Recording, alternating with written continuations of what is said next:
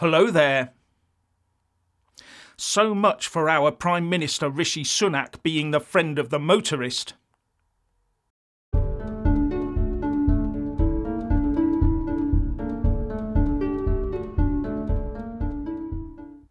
So the truth's out about the establishment's plans for us. And by the establishment, I mean the Westminster uniparty system in both houses and the whole of the civil service and the machinery of government, all of which is now in thrall to the likes of the UN and the WEF. Just days after Rishi Sunak was out there saying he was car-friendly, we now learn the real truth. He's just as anti-car as Labour, the Lib Dems, the SNP and the Greens. And how do we know that? Because a low-traffic neighbourhood trial started in Heavitree and Whipton on Thursday the 3rd of August and will last for at least 18 months, says the Tory-controlled Devon County Council. And the first 6 months, until the 2nd of February 2024, will be the statutory consultation period. And the scheme has already had Tory government, or should I say taxpayer funding, to pay for it all via Active Travel England. Handily, Heavitree and Whipton has a Labour councillor, Danny Barnes, who is also the chair of Exeter Highways, and who will probably be more than ecstatic with this. And I think their MP is Labour MP Ben Bradshaw. Now this has been on the cards for a while, all disguised under the banner of an Active Streets trial, where active streets means fewer cars or no cars, with lots of walking and cycling. And there were 2 information sessions held just a week beforehand, with 900 people visiting out of the 6,055 households that Devon County Council says are in the area. How about all the businesses as well then? So, now they put the plans in place and then hope people will come to accept it so it can be made permanently after those 6 months, once people have been forced into compliance. And I tried to access that consultation website. Guess what? It didn't work. Now why not have a referendum in the area instead? But referendums have a risk of the voters failing to choose what's best for them. So no, it will be done by consultation, and we all know what that means. It will be nodded and rubber-stamped through. And then it will be, who's next? Now DevonLive.com reported that a huge army of furious Exeter residents who claim they were not consulted over controversial trial road changes in Heavitree and Whipton descended upon an exhibition to voice their anger at Devon County Council representatives. And the Phase 2 consultation for Active Streets did not contain an option to tick a "make no changes at all" box. And further, DevonLive.com says, local campaign group Heavitree Advocates claim 93% of the 14,500 residents in the area did not respond due to being unaware of it.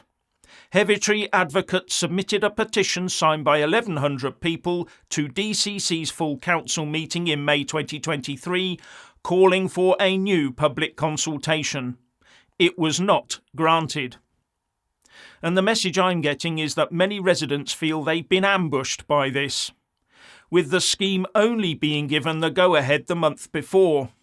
And as far as I can make out, the only way to stop this is a negative response via the next 6 months of statutory consultation.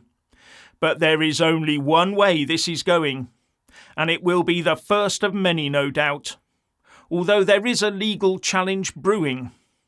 However, the legal challenge against Sadiq Khan's London ULEZ expansion shows us what happens when you challenge the blob. Now, the Labour councillor for neighbouring St Sidwell's and St James is also an advocate of this scheme, so I wonder where the next one will take place. So there you have it, Labour and the Tories working together to make your life an enclosed misery. and they are quite sure that the residents of Hevertree and Whipton will return them when the next election comes up. And sadly, they may well be right. But what should worry the rest of us is that low-level consultations can be carried out to justify setting a project in motion before people can mobilise and enforce a scheme over several months to get you used to it and accept it as part of your new, less free life going forwards. This is the new normal of politics. Do unto others before they can stop you. A new normal where consultation means the exact opposite. It now means they give us options that damage and change our lives, but there's no option for continuing as is. We will comply, we will be controlled, and the WEF and UN-inspired masters will tell us how and when.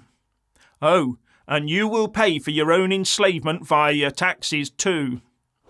Now there's a plot afoot to unseat the missing in action Tory MP Nadine Dorries. Her fellow MPs are not amused that she made the promise to resign but did not do so, preferring to keep her income and by all accounts go on walkabout doing anything other than parliamentary work or even constituency work. So as a result, Labour MP Chris Bryant, who is also the chair of the Standards Committee, wants to resurrect an old parliamentary rule from 1801 that states that no member do presume to go out of town without leave of this House, in the hope she'll be forced to resign. But it would probably mean setting up a whole new parliamentary department for tracking MPs' whereabouts. And how about also transferring that requirement across to the House of Lords? That might clear the decks of a few hangers-on. But it won't ever surface, as it could only be used selectively. There are a handful of MPs that this procedure would never be used against, those in Sinn Féin. Sinn Féin MPs refuse to acknowledge the power that Westminster and the monarchy exercise over Northern Ireland. So Northern Ireland Sinn Féin MPs refuse to take their seats and swear the oath of loyalty, etc.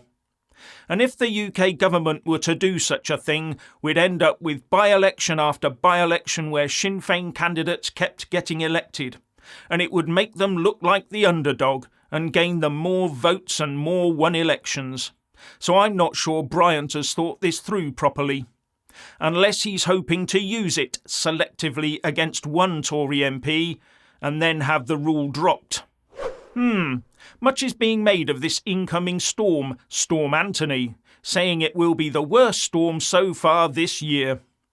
Well, it would be, as it's also the first named storm of the year in the UK. Now, in 2021, we had 2 named storms. Storm Arwen in November and Storm Barra in December. And last year, 2022, we had 5. Storm Malik in January, Storm Corrie in January, Storm Dudley in February, Storm Eunice in February, and Storm Franklin in February. Then nothing until this month's Storm Anthony. So on average, we might get 1 or 2 more later on in the year, mightn't we?